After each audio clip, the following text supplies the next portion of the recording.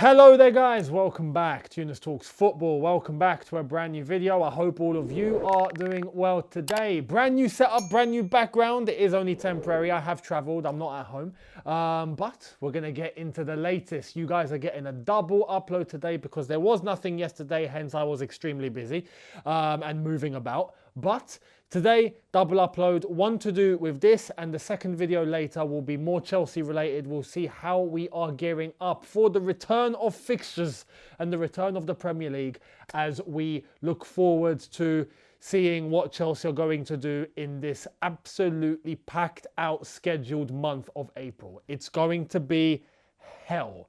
But bring it on, because this is what we live for. We like this. So we'll get into that. But starting off with what has gone on in North London. Tottenham. Antonio Conte has left the club. Antonio Conte has been sacked. Antonio Conte has reached a mutual agreement. Antonio Conte has departed. Whatever way you want to spin it, right? Tottenham have let Conte go. Tottenham have allowed Conte to depart his role. However you want to say it. Look, truth of the matter is, Conte got the chop. All right, it's done. He's gone. And it's predictable. We knew this was going to happen. This goes back to the point that I wanted to make where Antonio Conte first joined Tottenham, and I genuinely saw Chelsea fans, shivering. And Chelsea fans going, oh my God, Conte's at Spurs. No, Conte's going to win a trophy at Spurs. Spurs are going to win something. No. They were never going to win something. And I don't want to say this in a gloaty way. I am actually going to be quite as informative as possible. Mainly for the Tottenham fans. Because as a Chelsea fan, it's funny, right? It's hilarious. It's all fun and games. You put your blue tinted glasses on, you point and you laugh at Spurs. It is what it is, right? And they can't. The thing is, they haven't really been able to do that to us. They just can't. It's not the same level. Arsenal, to an extent, yes, can do, right? And, what they've achieved backs them up. But with Tottenham, it's just not the same level. So you can have that sort of gloat, right? But realistically, let's talk facts and let's talk honesty and let's talk what it's going to take for Tottenham to progress. Because I'm sure there's Tottenham fans watching, right, that are just thinking, am I going to see some sort of silverware in my life, right? Am I even going to see something as small as a silver coin at my football club, let alone an actual piece of silverware or trophy? Because it's just never-ending suffering for Tottenham. And ironically, suffering. Conte, brings the suffering. But look, we have to be honest.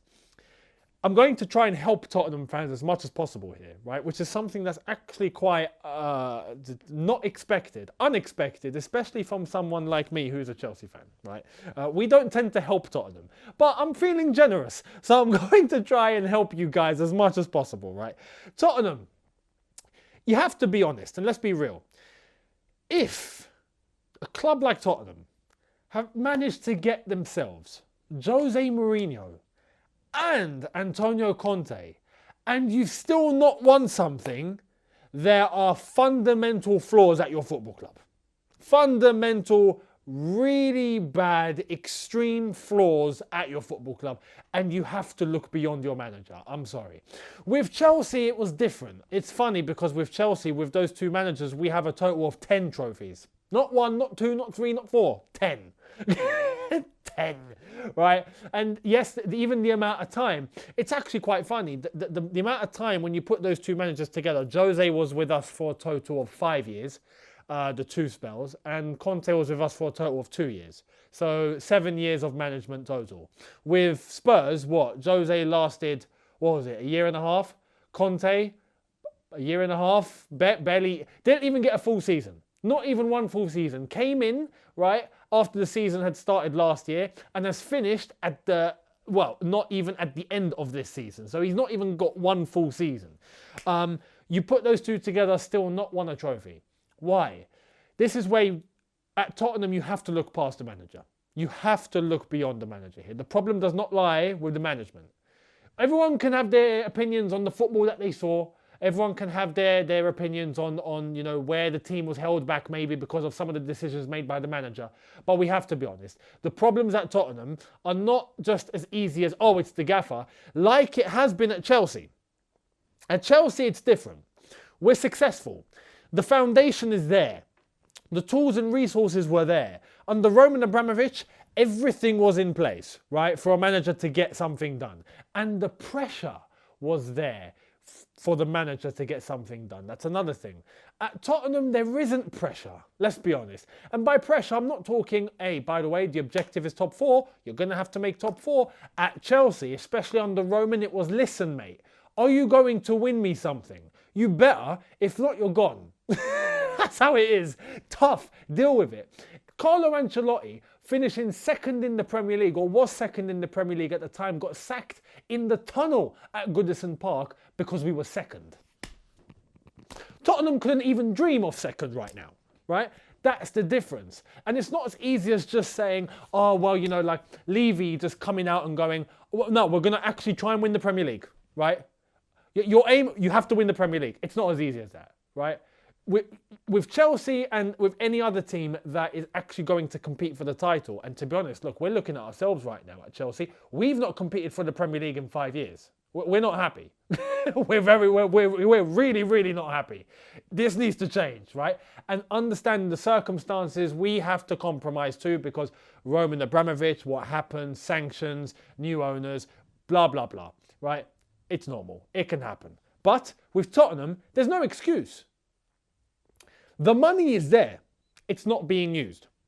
Only up until with Antonio Conte did Daniel Levy actually start to flog a little bit and actually start to give a little bit of cash. But even then, is it spent correctly? Is there a strategy? Is there a way to grow? There isn't. It just seems like it's just, you know, buying and hoping and thinking, yeah, you know, we've got this manager now. He's going to do it for us. We're just going to hang about and wait. It's not as easy as that. You need to invest in the academy. You need to invest in the training ground. You need to bring the facilities up to scratch. You need to bring the whole culture up to a standard of we don't accept any less than winning. And we've not done it before. We are not a big winning club, but we are going to change that, and we're going to have to do everything possible to make sure we change that, and we will not stop until we achieve it. That's the mentality and the culture that's needed. And then you have to invest in the resources. And then you have to bring the standard up and don't accept, oh, good. No, we want great. Even if that's good, not good enough, I'm sorry. We want to be able to say, no, that is great. And only once you reach that, can you start thinking about winning the league or winning any silverware? Because you've got to understand, for a club like Tottenham now, why it's still dire. Even Conte has gone now, right? Up until the end of the season, they've got Stellini in charge, who was his right-hand man, his assistant, who's taken it until the end of the season. Absolutely fine. And it goes to show you that maybe at Tottenham, it was just maybe a problem to do with Antonio Conte himself, right? Daniel Levy, ownership, and Conte. Not the coaching staff, not the methods, not the way that the team plays. It just seems like it's a clash between owner, board, and the manager and what he wants, which is what we all predicted. We knew this would happen. This is Antonio Conte. You don't give him what he wants, he will explode. Anyway, but Stellini's taken it to the end of the season. I expect there to be a little bit of an upsurge. I do expect there to be a little bit of a bounce. There will be slightly better performances. I think that some of the players are going to be a little bit more relaxed. I feel like some of the players are going to be a little bit more hands-on up until the end of the season. Now give it your all. But when you start thinking about who you're going to get for the next manager, is it going to be Poch? Are you going to go back to what you let go before? Are you going to show that there's not been any progress? Are you going to go and get Nagelsmann? Are you going to try and give him everything? Because Nagelsmann is a project manager when you think about it, in the essence of the word. He's happy to be in a club that has a culture and has an outlook on trying to get somewhere in 3 or 4 years, right? But time isn't given when the results are not there. And as much as it's the manager's responsibility, it's also the club's responsibility to have everything in place to achieve the objectives that you set out. And at Tottenham, you have to bear in mind, you're not alone. You're not alone. Manchester City are where they are, and you have to compete with that. Arsenal have managed to progress And that is an example of a club that is starting to up the levels, right? For so long, we've been looking at Arsenal going, where are your standards? And now it looks like they have found something to build on, something to move forward with, a winning formula. And now it's about scaling. Now it's about having to try and add. Now it's having to try and exemplify, amplify, add on,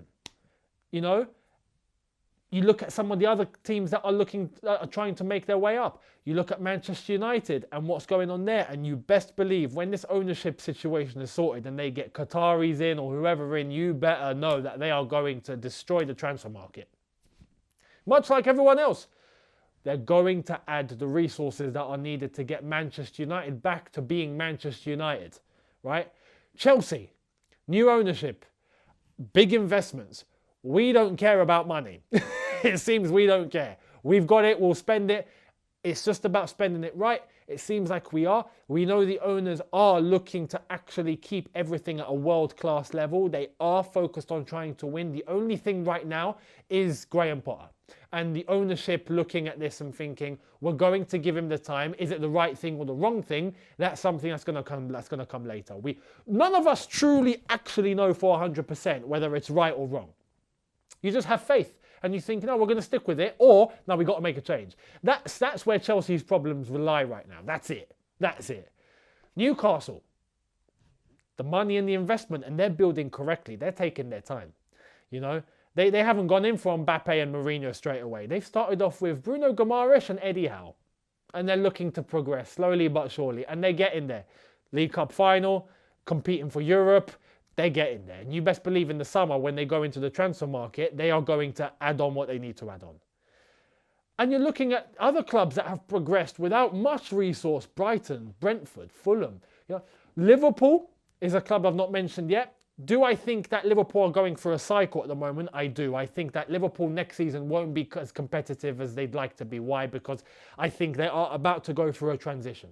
In terms of changing the team, once again, what Klopp done 7 years ago, I feel like he's going to have to try and do now, and that will probably spill over into next season because that's not going to be quick. Unless if they go and blitz the transfer market, which FSG have not been really known for, except for maybe one player where they spend 70 or 80 million and that's it, that's their business done. So with Tottenham, in order to try and keep up with all of those, do you understand how much building and how much investment and how much development is needed for Tottenham to get themselves up to a level like that? It's not been seen by Tottenham. So this is where you have to be honest and think, will Tottenham ever reach that level? There's only one way, which I've said doesn't even stem from the manager.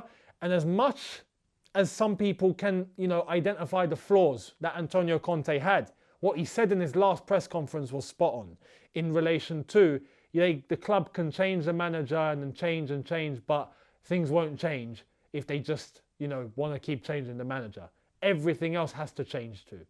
And it leads to the owners. It leads to Daniel Levy. It leads to Enick. It leads to the guys that are running the club. That right now is what I think needs to change.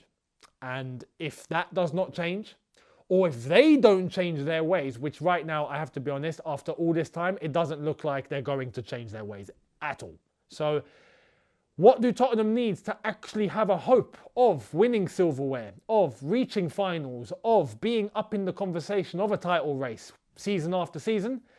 Change your owners. That's the only way.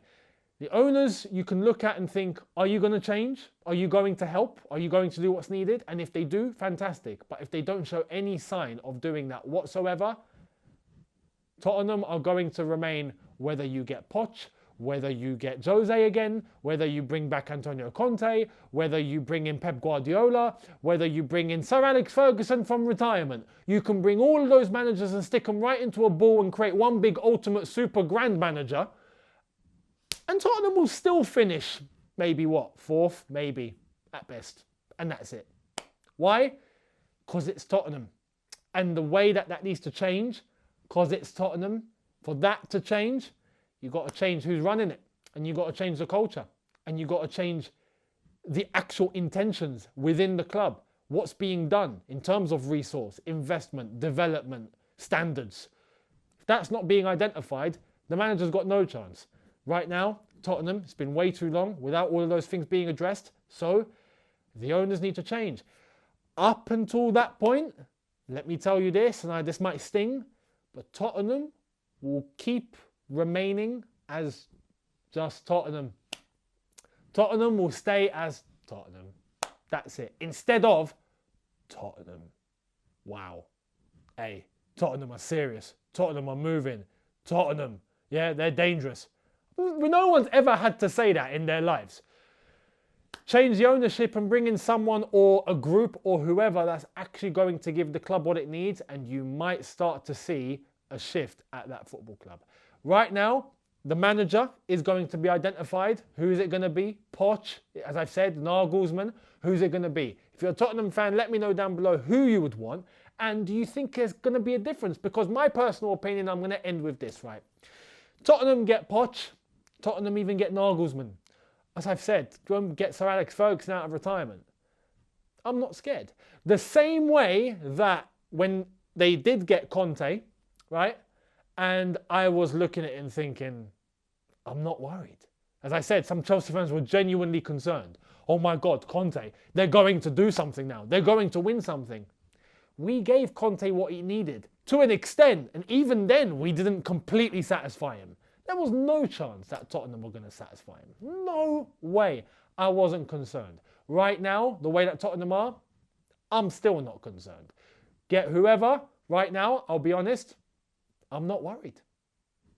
That has to change. That has to change. So, change the owners, and you might get somewhere. That's what I think, my opinion. Let me know down below what you think. Do you think that's correct?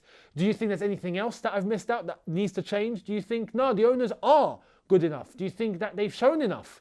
Let me know. If you do, I'd love to hear why. In the comments, much appreciated. And I will see all of you later on for video number 2. Thank you all so much for watching. Hit the subscribe button if you are new. Hit the notification bell to be notified once I've uploaded. Smash the like button if you've enjoyed this. And I will see all of you later on. Have a good one, people, in a bit. Take care and peace.